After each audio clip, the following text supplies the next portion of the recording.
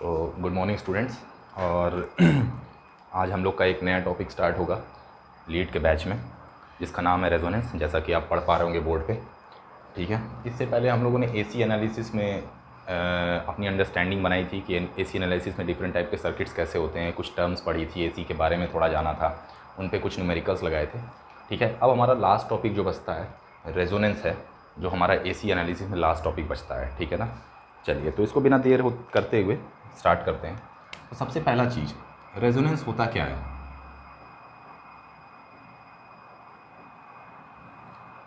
Resonance, आप सब लोग इस टर्म से कहीं ना कहीं आप लोग वाकिफ़ हुए ही होंगे। ठीक है ना कहीं आप लोग को ये टर्म सुनने में मिली ही होगी, कुछ लोग इसकी डेफिनेशन जानते भी होंगे।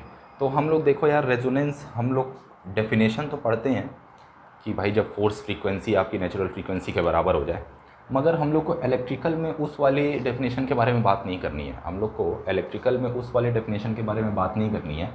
हम लोग यहाँ पर इलेक्ट्रिकल पॉइंट ऑफ व्यू से देखेंगे कि रेजोनेंस क्या होता है।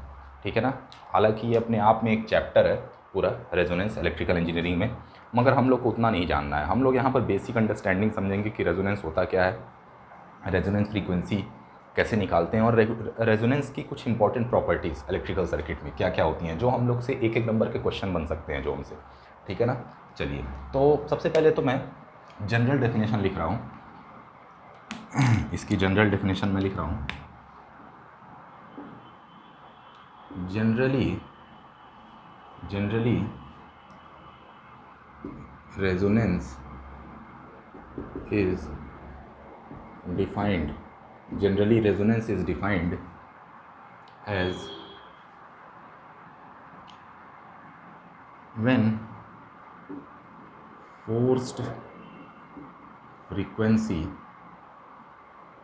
equals to natural frequency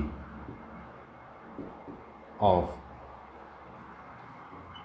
any system.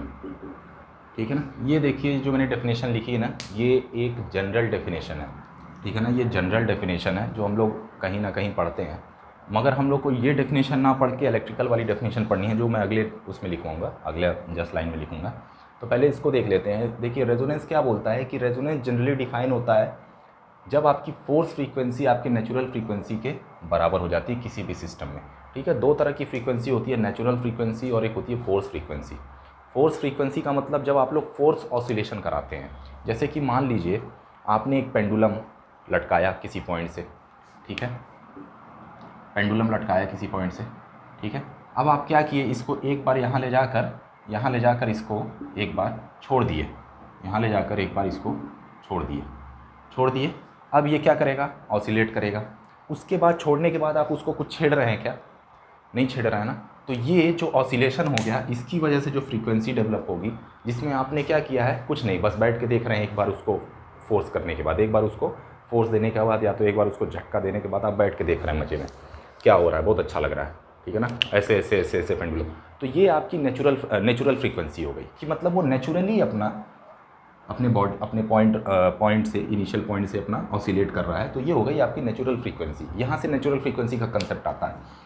अब उसके बारे में बहुत ज़्यादा जानने की जरूरत नहीं, मगर मैं बता दे रहा हूँ ये नेचुरल फ्रीक्वेंसी और फोर्स फ्रीक्वेंसी का मतलब क्या है। और एक होता है आपका फोर्स फ्रीक्वेंसी, जब आप फोर्सफुली किसी बॉडी को क्या करें, आप ऑसिलेट कराएं। मतलब आप क्या करिए, एक ऐसा बॉडी, इस पर एक ऐसा फोर्स लगाते रहिए कंटिन्यूसली, जो इसको ऐसे ऐसे ऐसे ऐसे ऐसे ऐसे इसको ऑसिलेट कराए फोर्सफुली। मतलब छोड़ के बैठ के देखिए नहीं, यहाँ आए तो फिर इधर से एक झटका दे दिए, यहाँ आए फिर इधर से एक झटका दे दिए। समझ रहे ना मेरी बात? तो ऐसी कंडीशन जब आपकी फोर्स फ्रीक्वेंसी को नेचुरल फ्रीक्वेंसी हो जाए किसी भी सिस्टम में, तो वहाँ पर रेजोनेंस आपका डेवलप हो जाता है। ठीक है ना, चलिए इसके बारे में बस इतना ही जानना है, जनरल टर्म्स के बारे में। अब हम लोग पढ़ेंगे इलेक्ट्रिकल पॉइंट ऑफ व्यू से। From electrical point of view, electrical point of view से रेजोनेंस क्या होता है। देखिए इलेक्ट्रिकल पॉइंट ऑफ व्यू से मैं थोड़ा सा पहले समझा देना चाहता हूँ कि इलेक्ट्रिकल पॉइंट ऑफ व्यू से रेजोनेंस का मतलब ये होता है कि रेजोनेंस उस सर्किट में तभी डेवलप होगा जब आपका, पहली बात तो दो अलग अलग एनर्जी स्टोरिंग एलिमेंट होंगे, ठीक है ना। तो सबसे पहला point, only when there are two different energy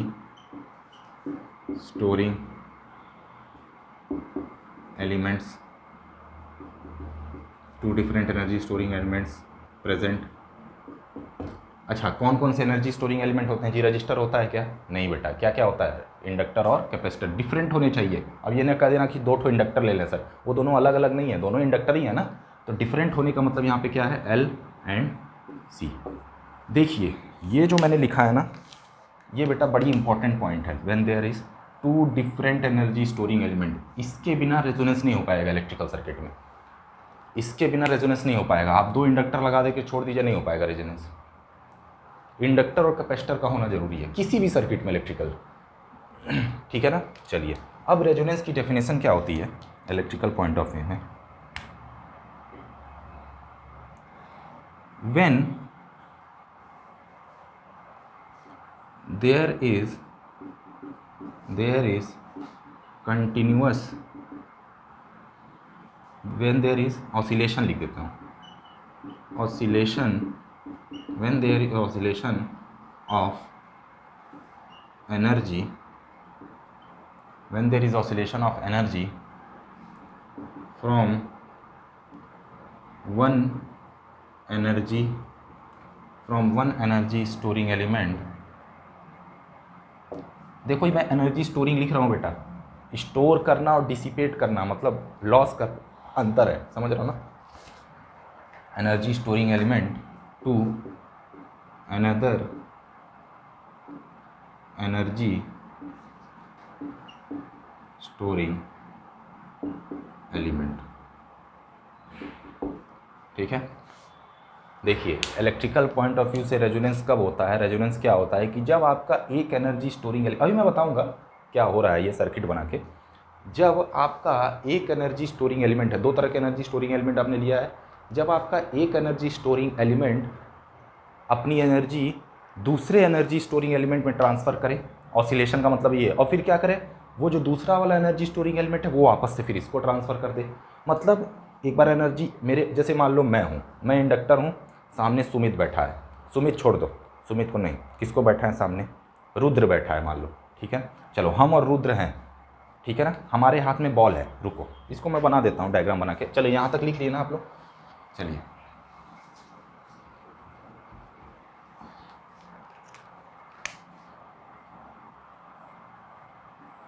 ये मैं हूँ एस और ये कौन है?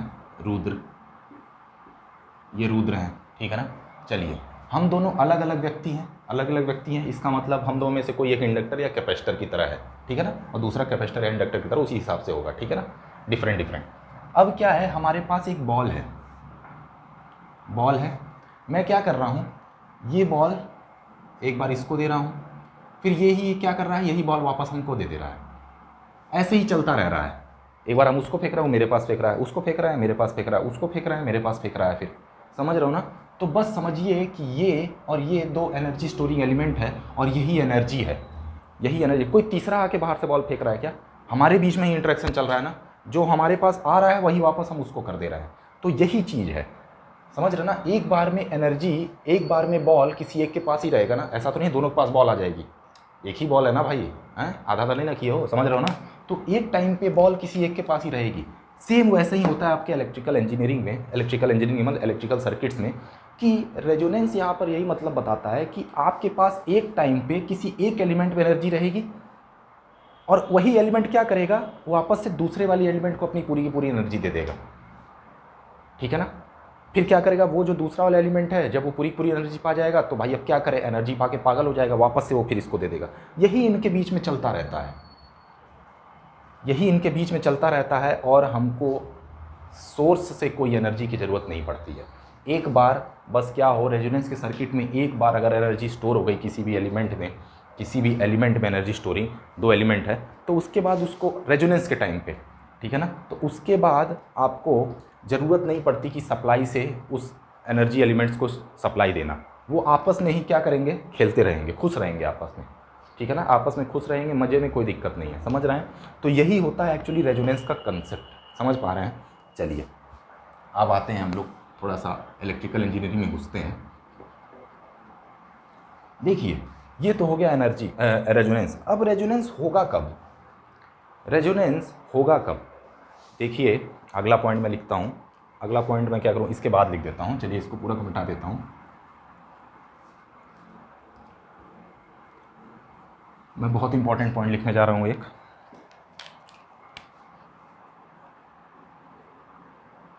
Resonance, resonance is a frequency, frequency dependent, dependent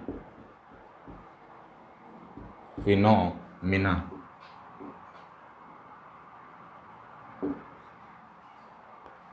एक फ्रीक्वेंसी डिपेंडेंट फिनोमिना है ये, फ्रीक्वेंसी डिपेंडेंट फिनोमिना है, मतलब कि फ्रीक्वेंसी पे डिपेंड करेगा, कि मतलब आपको रेजोनेंस सर्किट में ये बताना होगा किस फ्रीक्वेंसी पे रेजोनेंस हो रहा है, समझ रहे हैं मेरी बात, यहीं से कंसेप्ट आएगा, यहीं से डेरिवेशन स्टार्ट होगा रेजोनेंस का। चलिए अब फ्रीक्वेंसी डिपेंडेंट फिनोमिना है, इसका हो सकता है कि मतलब आप लोग को अभी ना समझ में आ रहा, अभी मैं बताता हूँ।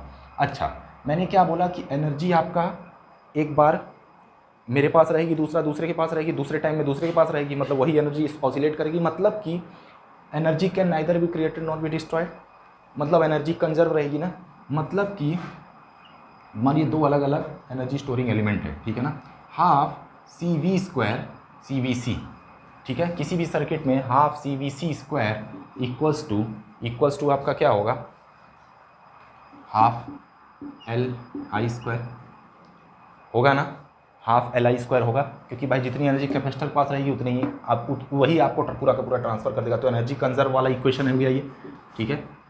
आगे मैं लिख देता हूँ by conservation of energy, by conservation of energy. चलिए अब एक बात बताइए, अब इसको चलिए सॉल्व करते हैं आगे। 1/2 से 1/2 कट गया, यानी कि क्या गया, C V square equals to L I square. चलिए C V square equals to L I कैसे लिखते हैं इंडक्टर में, आई कैसे लिखेंगे, वी बाई ओमेगा एल का होल स्क्वायर लिखेंगे ना, लिखेंगे। चलिए अब एक बात बताइए, यहाँ से क्या आ गया, C V square equals to L V square by omega L square आया ना, वी स्क्वायर से वी स्क्वायर कैंसिल। अब यहाँ से देखो सी और यहाँ से एल कैंसिल, यानी कि C L C equals to 1 by omega आया, ओमेगा स्क्वायर, सॉरी यहाँ पे ओमेगा है ना, हाँ ओमेगा स्क्वायर आया।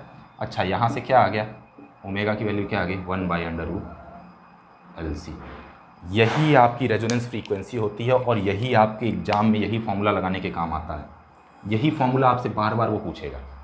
अगर न्यूमेरिकल आएगा ना रेजोनेंस पे आपके एग्ज़ाम में, मैं 100% श्योर कह सकता हूँ कि यही आपका फॉर्मूला अप्लाई करने के लिए बोलेगा, समझ रहे हैं। तो यही वो फ्रीक्वेंसी होती है, हम कहें ना कि फ्रीक्वेंसी डिपेंडेंट टर्म है, तो वो क्वेश्चन पूछेगा कि किस फ्रीक्वेंसी पे रेजोनेंस अकर कर रहा है, तो आपको कैसे निकालना होगा, ऐसे ही निकालना होगा, omega equals to 1 by under root L C, समझ रहे हैं ना मेरी बात, omega equals to 1 by under root L C radian पर सेकेंड।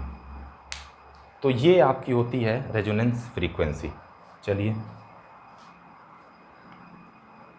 अब रेजोनेंस की कुछ प्रॉपर्टी हम लोग देख लेते हैं।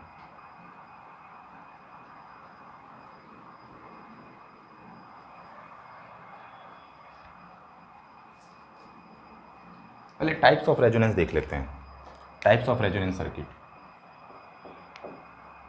Types of resonance circuit. देखिए दो टाइप के रेजोनेंस सर्किट होते हैं, दो टाइप के, कौन कौन से होते हैं, सीरीज रेजोनेंस,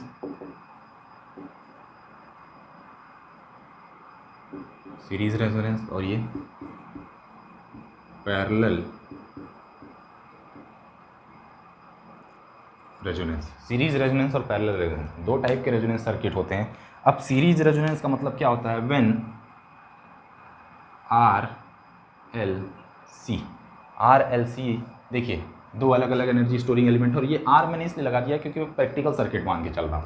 रेजिस्टेंस तो देखिए यार हर जगह मौजूद होता ही है, तो आप उसको नेगलेक्ट नहीं कर पाएंगे, ठीक है ना। तो हम लोग इसको मान के चलते हैं, ठीक है। R L C R in series में होगा, और यहाँ पर when R L C R in parallel, ठीक है ना। R L C R in parallel. अब ये देखो ये कैसा दिखता होगा, कैसा दिखेगा? सीरीज़ में है तो तीनों, ये हो गया रजिस्टर, इंडक्टर और कैपेसिटर, ये। और यहाँ पर कैसी होगी सप्लाई? एसी सप्लाई, क्योंकि फ्रीक्वेंसी डिपेंडेंट टर्म है ना, तो डीसी में नहीं आएगा रेजोनेंस, गलती से कर मत देना डीसी में रेजोनेंस, ठीक है ना। ये कितना हो गया? V N sine omega T, ठीक है ना। ये हो गया तुम्हारा आर एल और सी, ठीक है। यहाँ पर कोई करंट जा रही होगी आई टी, अब वो कितनी है हमसे मतलब नहीं है, कोई करंट जा रही हुई, ठीक है। ये हो गया आपका सीरीज रेजोनेंस सर्किट। और पैरेलल रेजोनेंस सर्किट कैसा होगा जी?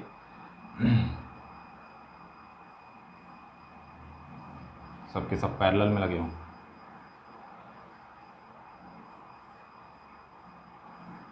सबके सब पैरेलल में लगे हों, फिर वही एसी सप्लाई आर एल और सी।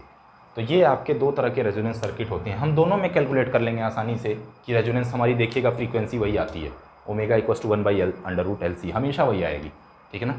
सिंपल सीरीज़ और सिंपल RLC सर्किट में, सिंपल पैरेलल RLC सर्किट में हमेशा ओमेगा की वैल्यू 1/√LC ही आएगी। प्रूफ करके दिखाता हूँ, चलिए। अब इसमें रेजोनेंस फ्रीक्वेंसी निकालने की कोशिश करते हैं। मैंने क्या बोला? कंडीशन क्या होनी चाहिए?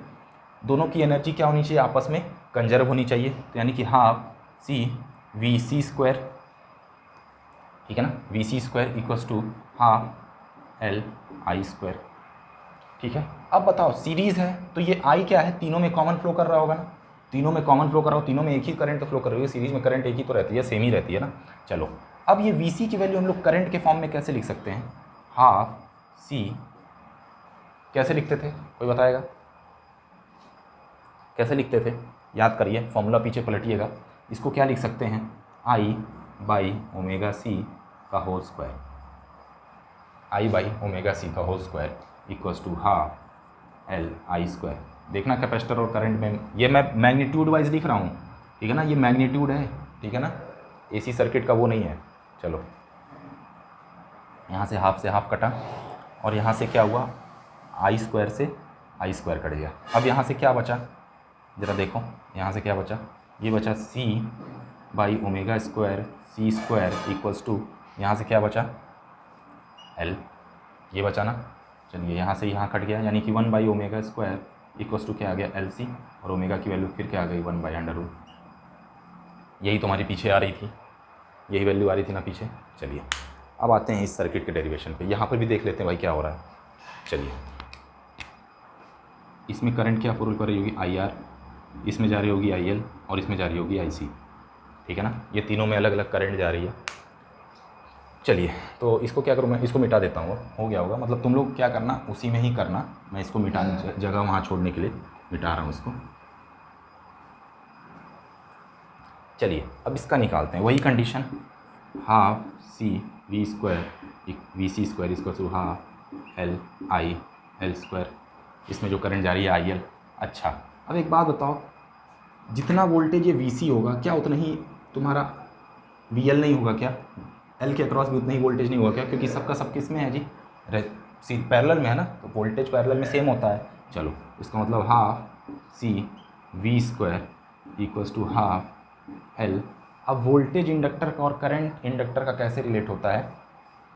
वी बाई ओमेगा एल का होल स्क्वायर। ये वी और ये वी दोनों सेम है क्योंकि सारे के सारे सर्किट पैरेलल में है, ठीक है।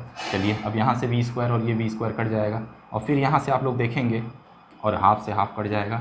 सी इक्वल्स टू आएगा आपका 1/ओमेगा, यहाँ से एल से ये वाला एक एल कट जाएगा, ठीक है ना, एक एल ये कट जाएगा, तो ये आ गया आपका हाफ ओमेगा स्क्वायर एल।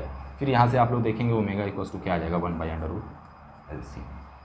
समझ रहे हो? यानी कि सीरीज़ और पैरेलल रेजोनेंस में हमेशा रेजोनेंस का फॉर्मूला क्या आता है? ओमेगा इक्वल्स टू 1/√LC, ठीक है। चलिए तो ये तो हो गया आपका types of resonance circuit, series of parallel resonance circuit.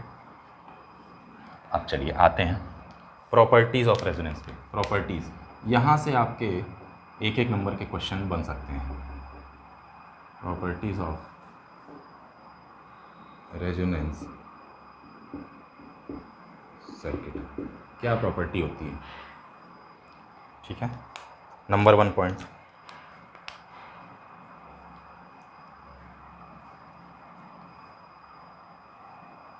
when any circuit is in resonance, when any circuit is in resonance,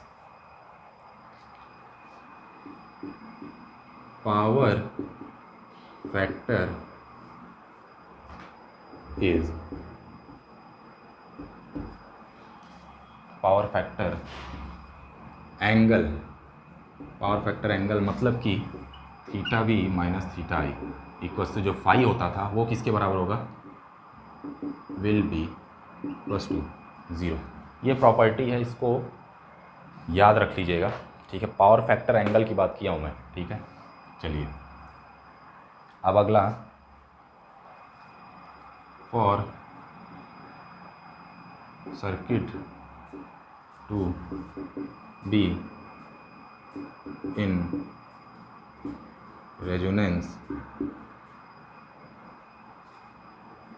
current is having same phase angle as